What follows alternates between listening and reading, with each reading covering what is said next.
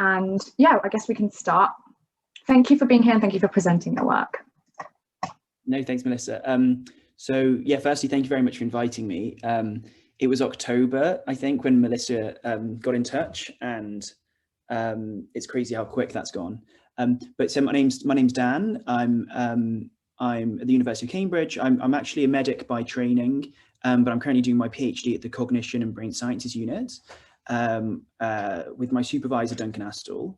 So I'm going to be largely, hopefully, maybe it was shared, but I'm going to be talking about predominantly this work called the Generative Network Model of Neurodevelopment with my collaborators Petra Vertes and Ed Bullmore. And so I'm going to be talking about this preprint, but also, referencing some extra stuff as well. So the title of the talk is Generative Models in Network Neuroscience. So for many people, it's kind of two, for some of us, maybe we're more familiar with network neuroscience and not so much with generative models. So I'm going to be just introducing what these terms are before going into a bit more of the kind of modeling work that I've been doing, kind of neuroimaging work. So I'll get right into it. And if you have any questions, please put them in, and I've got time at the end. I've got to go at 1 o'clock quite quickly, but otherwise I'm kind of free for questions. So about network neuroscience. So many of us have questions more broadly about brain organization, ultimately how the brain is set up anatomically. And to answer this question, many of us use kind of tractography, which is from magnetic resonance imaging. You can ultimately generate a wiring diagram of the brain where each of the kind of wires relate to white matter structure of the brain or the central nervous system. And from this, you can construct an adjacency matrix. And so in an adjacency matrix, you generally have rows and columns, which refer to nodes. Those nodes can be regions of the brain, and the elements of this matrix in these different colors correspond to a statistical property linking the two. So in this case, it might be white matter structure. And fundamentally, this is so that we can generate a graph of the structural connectome. So why is this useful? Well, it means that we can actually generate a general graph structure. And this is useful because we can think about now the brain in terms of the nodes. So for example, the cortical gray matter would be one of these circular regions. And the edges, which are the connections between the two, can correspond to some measures such as white matter integrity. And it's useful because now we can move away from thinking, just about, we have now a question about brain organization, but now we can apply graph theory to describe the topology of that network, or ultimately the relationships between the regions. So we can think about the brain as a more distributed network. But the idea that it's a description is important in a moment. So many of us, I'm sure, are aware of network neuroscience or the fundamental concepts, but not so much about generative models. So I'll just introduce the basic idea of generative models now. So I like this quote by Richard Feynman. I don't completely agree with it, but it's quite useful to think about generative models, which is a quote of "What I cannot build, I do not understand." So the basic idea of this is that, if you don't understand something, maybe we should try and think about all of the elements that kind of that come together to construct the problem so we can understand it in more depth. So an example of this might be this image. How would you go about understanding this fairly complicated image? I got this from YouTube and I'll explain why in a moment. But you have this kind of circular image, and you might go down, what do you mean by understanding? It doesn't really make sense. You can describe it, but it's not very easy to kind of understand this image. Until you think about actually the Richard Feynman idea, how you make it. So if you build this image, it's actually really straightforward. So you might have seen this on YouTube.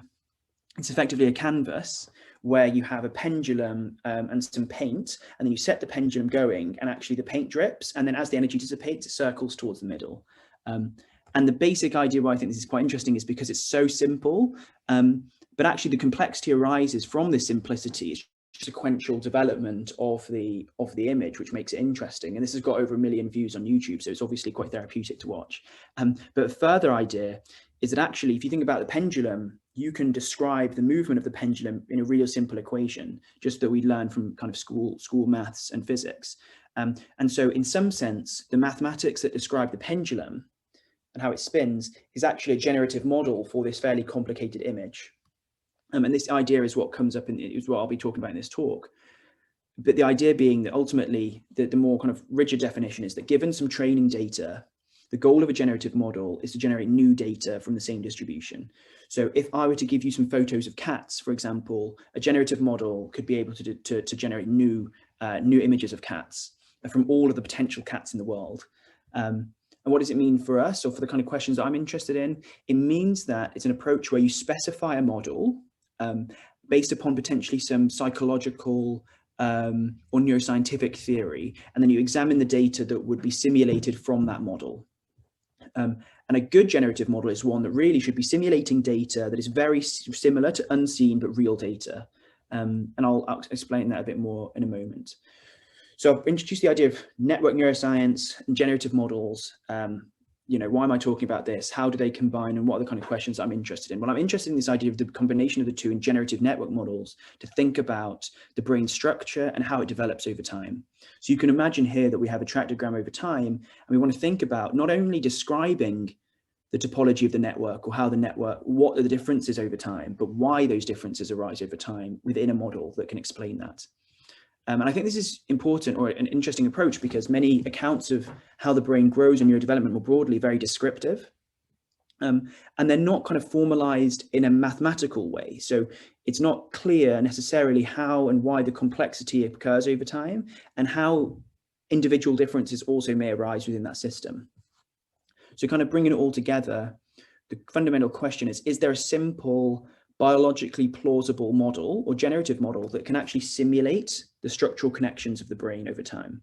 And that's the kind of key question that I'm interested in, is can we think about a more simple generative model, just like in the pendulum example with the painting, that can explain in a very simplistic way how this kind of complex network may rise over time and vary between individuals. So that's a basic introduction. So now I'm going to go a bit more into the depths of what's called the wiring economy and the generative network model more specifically. So the wiring economy is this kind of quite broad principle, not only in neuroscience, but in any kind of network with finite resources, which is that we ultimately have an economic trade-off.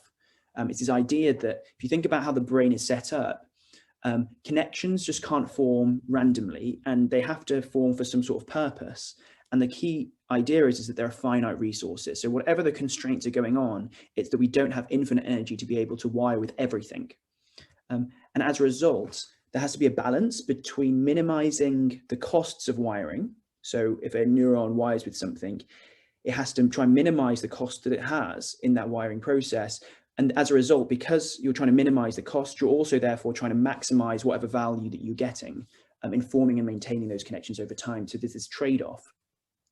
And the key idea, ultimately, the big picture, is that actually the whole network develops and organizes according to these constraints at all levels of analysis. So it's not, you know, we can think of a network at the macroscopic scale, like I said at the introduction with whole brain imaging, but maybe, you know, this in principle, this actually is all that goes all the way down in a nesting way.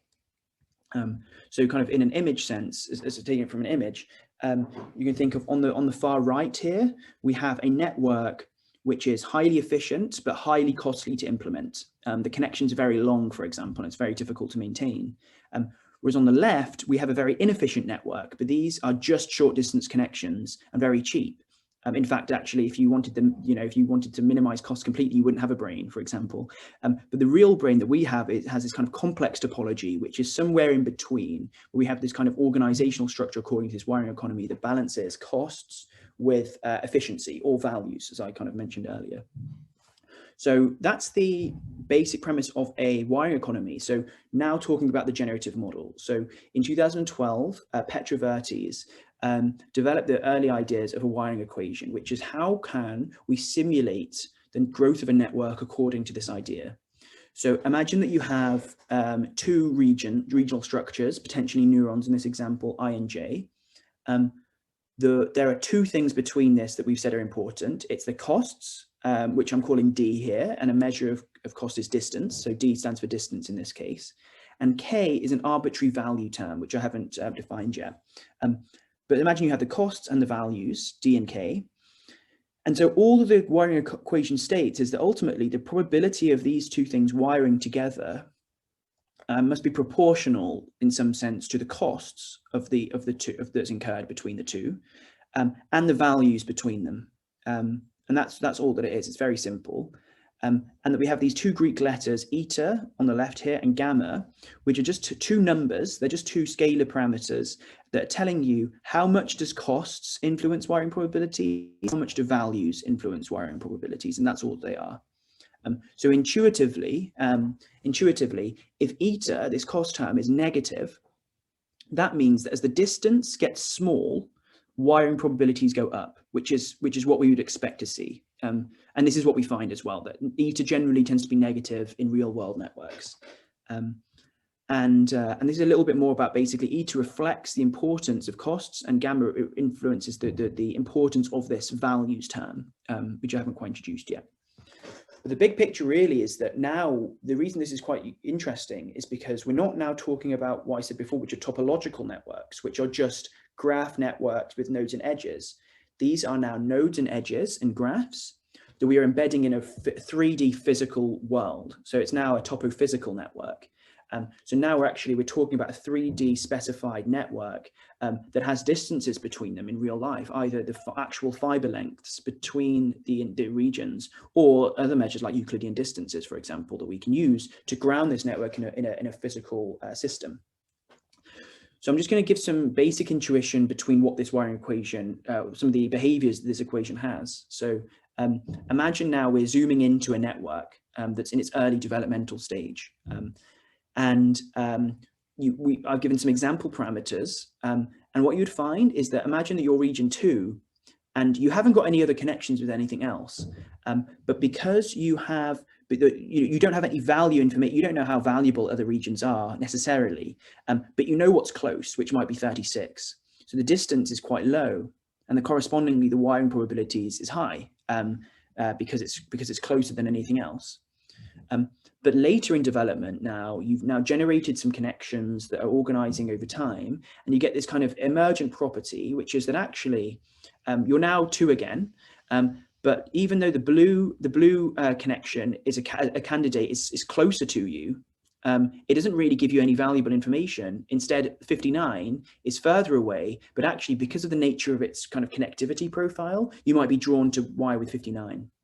It's this idea that early on, you might not have any information, so you go spatially, whereas later on you have a bit more information, so you won't just wire with what's close to you, you'll wire with things that are potentially further away, which I think is a very interesting idea. And the last bit on this is that actually there's an additional idea of the trajectory. So imagine that you're in this network state, and you now develop a new connection. So you develop an amber connection. Now this is a matrix telling you the probabilities of wiring between every other region. And the idea here is that now that you've added a single connection, that this probability matrix has now changed quite a lot, so that things that you wouldn't have wired with in the past, are now open to you, and maybe things that you wanted to wire with, you don't want to anymore. It's the idea that actually the network is dynamically shifting its preferences to form this trajectory, and at the individual level, this becomes highly individual quite quickly. So that's the kind of basic intuition behind the generative network model. And I'm going to go into a bit more depth about some of the data that we have in Cambridge and the kind of questions that we were asking about our samples of structural connectomes. So the big picture is that we want to simulate network wiring according to this equation and see if there are any emergent interesting properties. So what this means is that you start with a really basic early network, and that you can, according to this equation, you can effectively simulate how that brain could grow over time. And this is a simulation, obviously. So what we next do is actually observe connectomes from diffusion tensor imaging of large samples of children in the scanners in Cambridge. And I'm talking about 270 children sample in a moment. Hopefully I'll have some time to talk about that sample. So we get this observed network, we have a simulated network, and then what we do is take a measure that tells you the difference between the two. So now this is some sort of cost function for those of you who might be working on more machine learning. It's just a mismatch measure between your observation and your prediction. And we term this energy from the literature. And the basic idea is if you have a good model, you want it to be able to could produce low energy, i.e. it's very similar between the two. So lower the better, the mismatch effectively. And then the question is, so what are the rules, the wiring rules, or this value term? So what are the kind of rules that these simulations are using, and what parameters of eta and gamma produce these low energy networks? So I'm about to show you a chart which is all of these different generative models. So these are all the different wiring rules that we've tested 13 different wiring rules. And we want to see how low the energy gets. So we can generate an energy that's pretty low in these red rules. So each of these box and whisker charts is a different rule. And generally, we find replicating a small sample of adult data from 2016, we find that homophily-based rules produce these low energetic networks, or networks. We can simulate networks which are really similar to the ones that we find in the scanner or the observed ones from these children's brains. So what is homophily? Homophily is this idea that when the network is growing, that they're wiring based on overlapping neighborhood structures. And in short, this just means that generally in these networks, you can simulate brains that are similar to what we observe if regions wire with things that are similar to themselves. So if you have two regions and they wire differentially with things that are similarly connected, they will wire. And so this idea of wiring is similar to yourself. And what's quite interesting about this is that it's very similar to even Hebb's rule, which is, you fire together, wire together. This is a kind of more broad principle of just wiring with things that are similar to yourself, but it's quite interesting, the overlap. And also the fact that this could be a locally knowable measure, for example. So I've introduced about homophily. So this is a little bit of a complex photo, but in short, what we've done is looked at the combinations of these two parameters of cost and values for each of these rules. So I'll just zoom into the important part for homophily for now, which is what I've said was this was the best performing one. And what this chart is showing is if on the y-axis you have the gamma and eta is on the x-axis, so costs and values, the color corresponds to the energy. So what that means is that the darker you go, the bluer you go, the better your solution becomes. So the more, the closer to the observed networks that you find.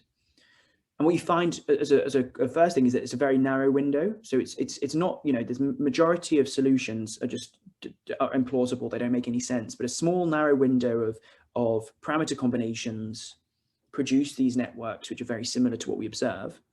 And so what I've done is zoom into this and effectively have taken the 270 children from our child sample and plotted their optimal parameter solution. So each one of these crosses here is a coordinate, which is telling you eta and gamma. If I just take this one child's coordinate, I can take that eta and gamma, pop it into a generative model, and it will simulate a brain that is quite specific to them, that has a low energy network for their individual brain. And so this idea that actually we've reduced the complexity of their connectome into just eta and gamma, which are just two numbers corresponding to the costs and the values within a homophily generative model. So I think this is quite interesting. This idea of thinking about neurodiversity or neurodevelopmental diversity in an idea of a cost and values framework. I think this is quite interesting. But is there anything more that these generative models tell you apart from just reducing the parameters?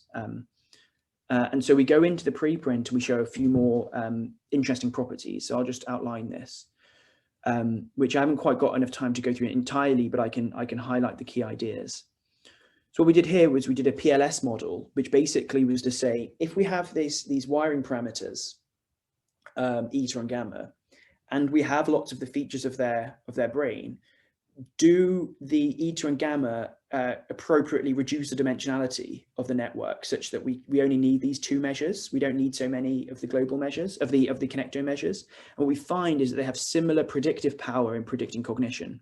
So we have a range of cognitive tests, and effectively with similar permuted correlations can have an association between the parameters and the cognitive scores that are quite similar to if you could have just used the whole brain.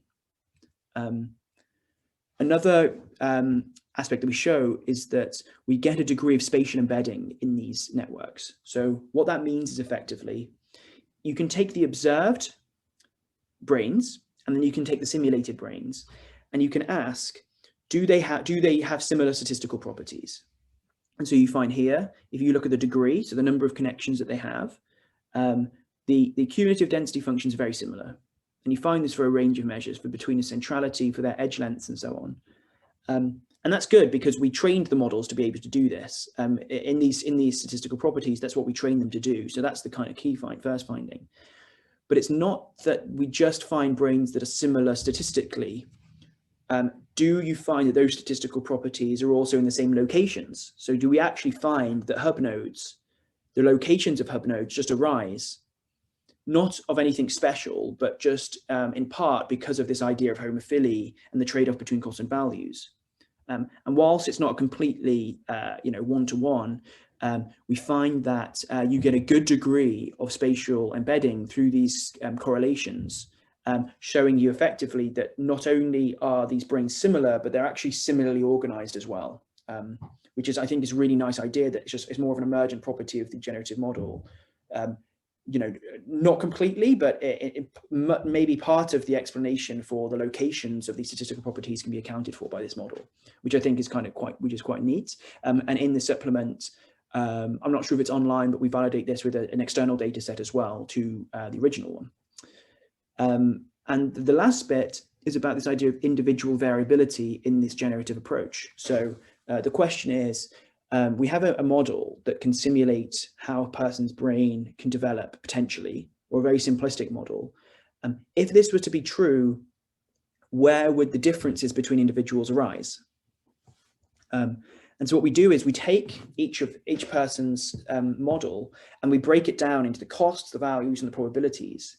And we compute a variation measure called the coefficient of variation, which effectively tells you a standardized measure of deviation of each of those components of the equation. And what you find is that the between subject variability, if this model were to, it would much more come out of this value term, this K term, rather than the cost term. And the reasoning that I've put to this is this idea that values, or the idea of the updating of what a region thinks is important, is very dynamic. It's changing all the time. And that by the nature, it's kind of updating because it has a kind of time component to it. So there's more degrees of freedom for variability. Whereas costs is just ultimately the spatial structure of the skull and the brain, which is pretty invariable over time. It's pretty stationary. Whereas actually the updating of values is much more dynamic, and so more variability comes out of it. And so the final part of the preprint is that we basically then not only have this kind of value information and cost information, there's actually spatial locations of these within the model. So we know regions of the brain that are particularly important for the homophily parts of the equation. And we went to the Allen Brain Atlas, which has measures of gene expression across the neocortex. And what you find is that the genes that correspond, the spatial locations of the homophily, this idea of this values term, co-localizes with genes that are important for synaptic signaling and neuronal projection development in the synapse, which I think is a really interesting idea, which is that variability comes out of this idea of homophily over time.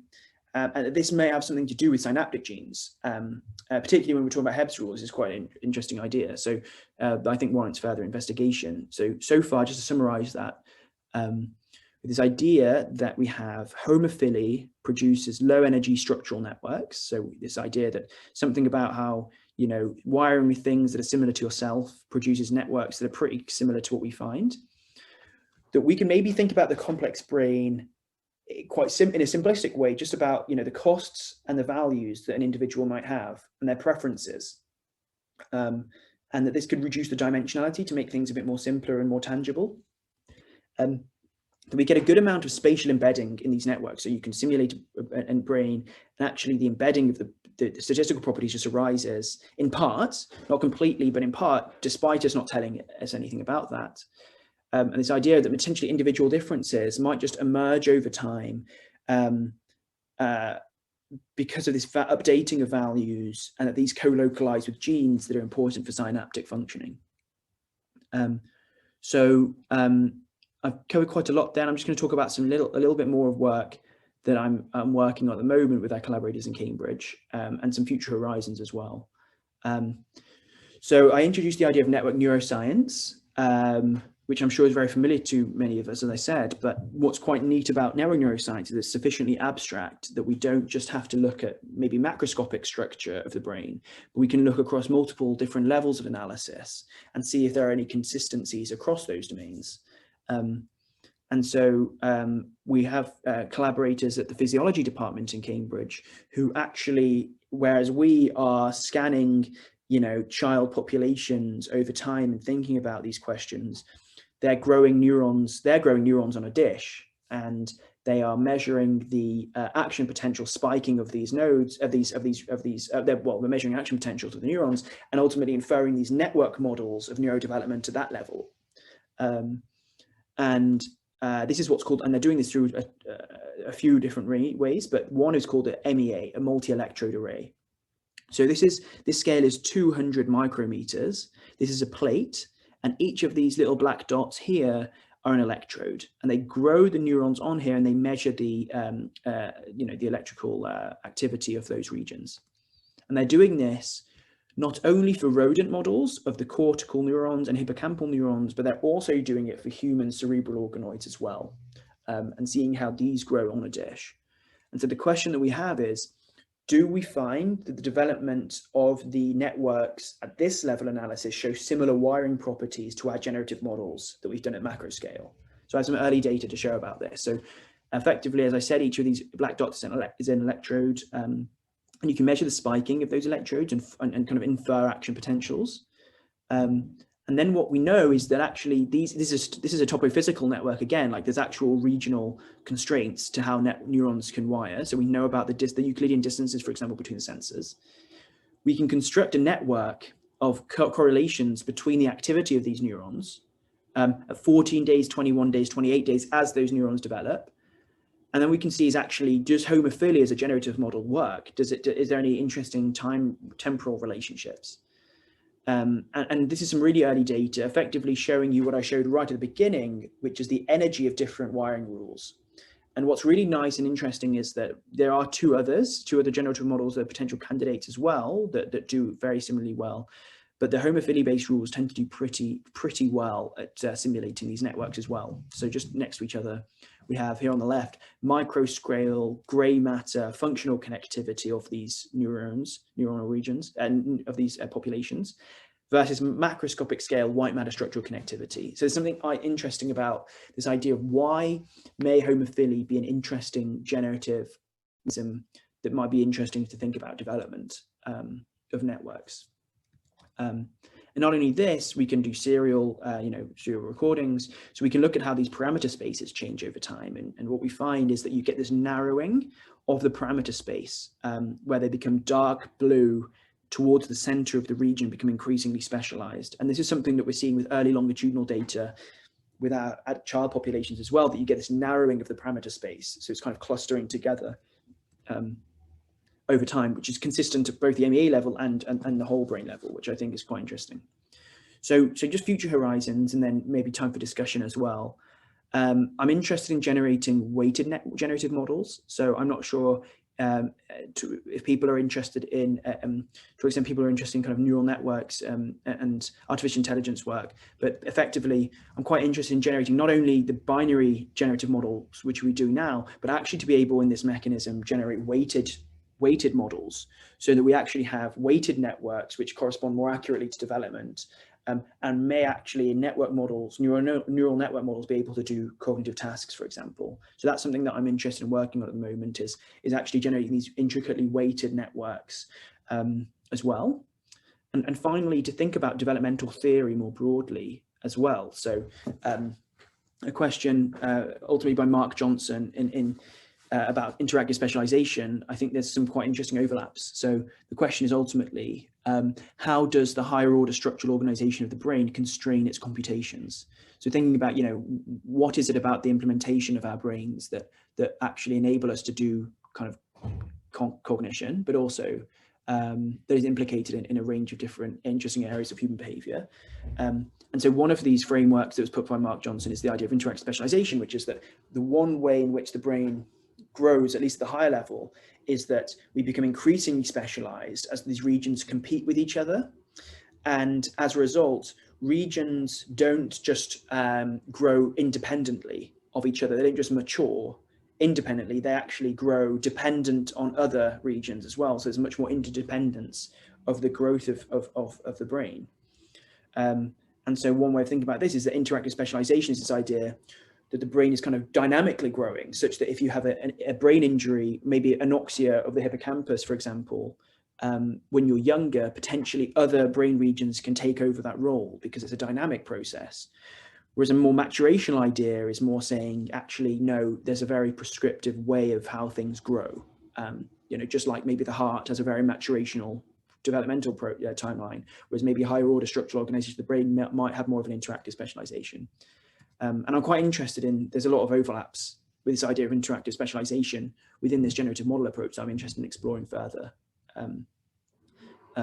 So I think that's the majority of the talk. I haven't talked a bit more about the kind of potential clinical implications or things like this yet, but perhaps we'll have some time for discussion.